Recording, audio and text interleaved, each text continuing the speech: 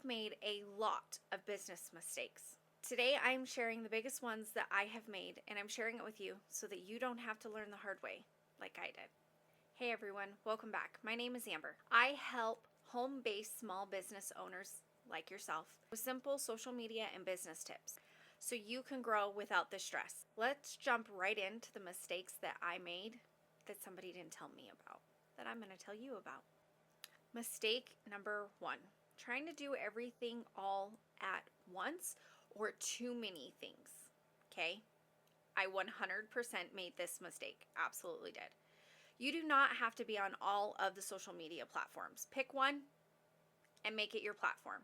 You also do not need to be trying to do 17 different niches. Pick one and hold on to it tight. If you are making products, pick a couple products that you can make and introduce it and get it out there first versus picking 15 different products. And I say that because I did this. I tried anything and everything I possibly could because when you are a small business owner, you just want it to work, and you are probably terrified like I was, and you want to make sure that whatever it is that you're doing, that it works because it's your only option, right? You need this to work. But if you try to do too much at once, you're going to burn out fast. So do not do that. You don't want to be burning out. So pick your platform, stick with your platform, pick a couple products and start with those. Give this like 60 to 90 days and then slowly start to add in whatever it is that you feel that you want to add in, and maybe subtract things that aren't working. If you're posting on Instagram and you're getting nowhere with it after about 90 days, maybe subtract Instagram out of it and try a different platform. If you've got 3 products that you tried and you want to add 2 more products, but one of the 3 just isn't working, subtract one of those 3 and add 2 more in. That's definitely okay. But don't do too much at once because you will burn yourself out. Mistake number 2, underpricing my products. Unfortunately, this one is a big one that I see a lot of beginners do, and I most definitely did this also. I thought keeping my prices low would get me more customers and more sell. Nope, that is not at all what happened. What happened was I ended up being overworked, underpaid, and super stressed. Don't do this to yourself. My best advice that I can say here is make sure that you understand that you need to price for your products that you're using, even including shipping. So if you have to buy, let's say, t-shirts from Shirt Space like I do, and you need to get them here, they need to not only pay for the t-shirts, but they need to pay for the shipping to get it to you. Okay? And then if you've got to ship it to them, they need to pay for the shipping there. Your time is valuable too, because when you are working from home, you are still taking time away from your family. This is still a job. It is still something that you are doing. So you should be valued. Your time is valuable. Okay? So always keep that in mind. Do not underprice anything. Don't overprice it, but definitely do not underprice yourself, or you're going to get resentful and you're going to hate doing what you're doing. And that's the last thing you want to do, is hate doing what you're doing when this is a business that you built to be able to have the freedom that you need. So don't do this. Mistake number 3, waiting for it to be perfect. Perfection is going to be the number 1 killer. Don't think that you need to perfect everything, because I'm telling you right now, while you're sitting there rewriting all of your scripts or taking 20 million different photos and deleting them and taking several videos and then deleting them and redoing them, don't overthink it. If you are overthinking the content that you're trying to put out there, you are going to get beat by somebody who isn't. It's not always about needing to be perfect on camera or taking the videos or whatever it is that you're doing.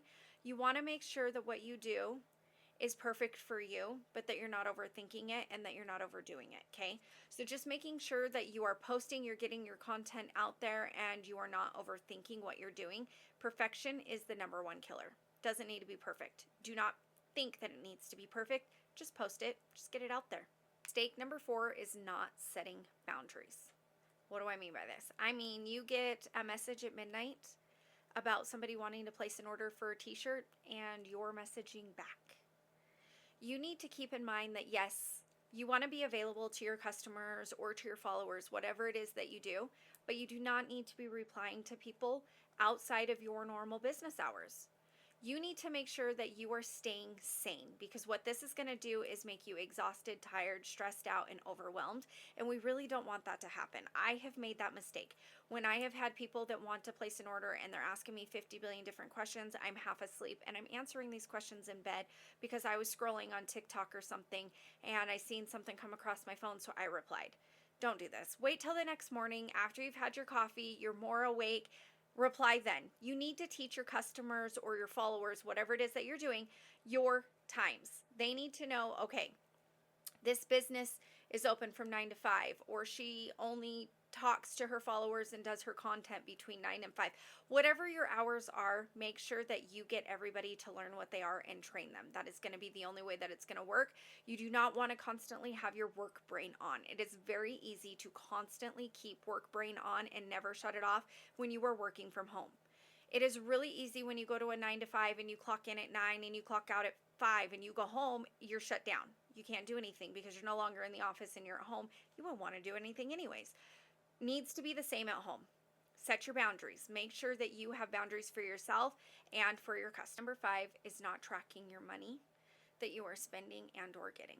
You do need to eventually get yourself your own business checking account and savings. I would recommend doing it from the very beginning, but if for some reason you don't, you at least need to write it down in a notebook. Keep track of it. You're going to not only need it for taxes, but you do need to know how much you are spending and what you are making and kind of see where you're at and make sure that you are keeping track of all expenses for your business, whether you're spending something or getting money. It is very important that you are keeping track of all of this and that you understand that if you are spending money, let's say on a ring light or a microphone to be able to post on YouTube or TikTok, whatever it is, you need to know that you spent that money. If you are getting money from going live on TikTok or from monetizing on Facebook or monetizing on YouTube, you also need to keep track of that. You need to keep track of these kind of things, whether you're a social media content person or you're like me and a small business owner. Making sure that you're watching what's going in and out is very important. And so I would highly suggest that you get yourself a business checking, whether you are a social media content or not, or a small business owner. It's going to help you a lot. Know you so that they can put a face to the name and it can be personalized. It makes a really big difference. Mistake number 7, thinking that you need all the fancy equipment in the world, whether it is starting your small business and or your social media platform. I know in the past I've talked about like just posting your content, getting a small little ring light or setting yourself up in front of a window, those kind of things, right? But I also am talking about if you're a small business like me, I make tumblers and custom shirts, sweaters, things like that, keychains. But I didn't start with the best of the best. And I still don't have the best of the best, but I've upgraded. Start with what you can afford. Start simple and build as you go. So let's say that you are doing shirts and you don't have a way of putting anything on the shirts because you can't afford a big press. Number 1, either start with print on demand, have somebody else do it for you, or 2, just get one of those small little Cricut presses and use one of those for now until you can upgrade and get yourself a big press. It's definitely something that you can look forward to doing as you grow. But do not think that you need all the fancy equipment when you start out. A lot of people don't even start because they say they don't have the equipment they need, and that's not true.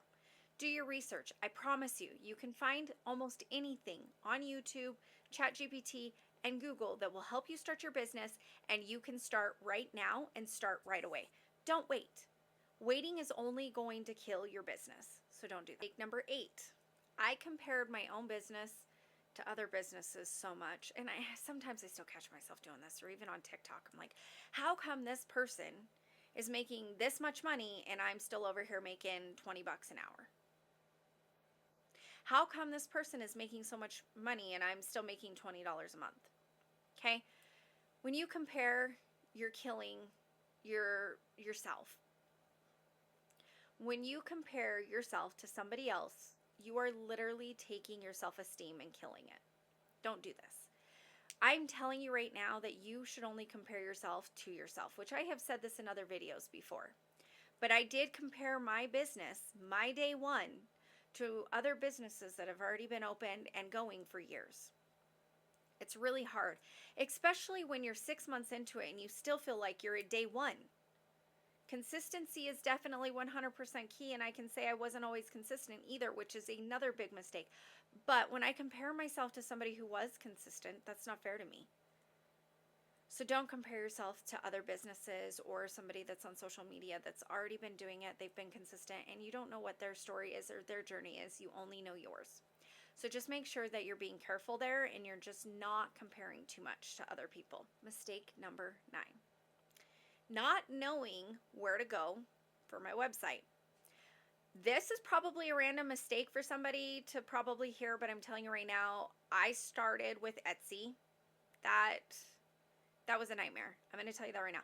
And you can start with Etsy. It's great for some people, but for myself, it was not great for me, and I'm going to tell you why. So the reason that Etsy did not work for me, I had 3 Etsy shops open because again, like I told you earlier, I was trying to do too much at once, okay? So then I ended up dropping all except for 1 Etsy shop. I have my shirts and my tumblers and everything on there, and I have digital designs. So I do digital designs and I do physical. Okay, my digitals were selling and my physicals weren't. So because my physicals weren't, I closed everything down except for my digital designs. But even then, at the end of the day, there just wasn't enough coming in. So I shut down my Etsy and I went to Shopify. Shopify is great. I do like Shopify. I would never tell anybody not to use Shopify. However, I'm not using Shopify right now, and here's why. I'm not using it because I cannot pay the money monthly for my Shopify right now because I'm not getting enough orders in to cover my website at being $40 a month. It's just too much. So I did my research and I looked at somewhere that I could actually post my physical stuff, and then I looked at where I could post my digital stuff. So the 2 places that I use for all of my things is Hostinger. I use Hostinger for my website, and I'm not affiliated with them in any sort of way, so you don't have to worry about that. I will post my website down below so that you guys can see it, but it's amazing.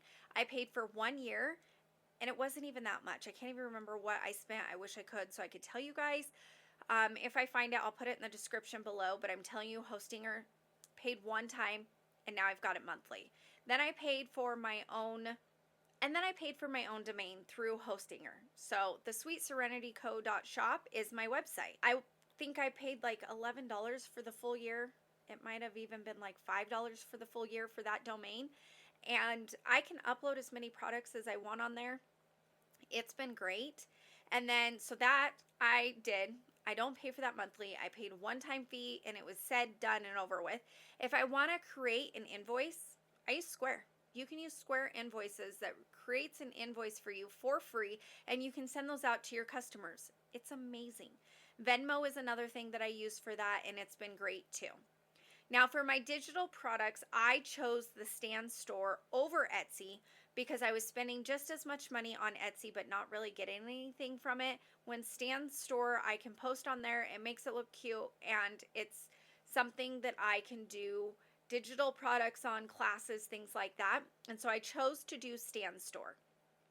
So that is what I'm using for my physical and my digital products since I sell both. Those have saved me a lot of money and helped me go through there. Now, will I switch back to Shopify? I might. If I expand bigger and I need something that's going to meet my needs, I absolutely would. I do love that Shopify connected to my TikTok shop because I do have a TikTok shop for my physical products. So it was really nice because I could post it to my Shopify, then it would automatically go to my TikTok. Hostinger does not do that. So keep that in mind. If you're like me and you are using TikTok shop and you need it to connect to your website, Shopify is going to be best for you. But definitely do your research as a small business owner and kind of see what's going to work best for you. And if it is too much or it's not working for you, find something else that will. I'm going to tell you right now, if you watch this channel, I'm going to tell you guys either the free way or the cheapest way, because I cannot afford to take any money out of my husband's paycheck to get my business afloat and to continue it going. I need to be able to get that income in, and I need to do it in a way that it's not costing us money. Now, you will take money from your own business and put it back into your business. That will happen. But I will not take from my family's money to make this business run. So you're going to find a lot of tips and tricks on this YouTube channel of how to do it for zero or almost nothing, because that's what I'm doing. That's what I have to do. So that's what you're going to learn from watching my YouTube channel. Anyways, guys, thank you for stopping by and watching this video. It's gotten a little long, but I hope that these mistakes that I made kind of helps you so that you don't have to make these mistakes. If you have any questions or concerns, please comment down below. And if you haven't already, hit that subscribe button and have a wonderful day. Okay, bye.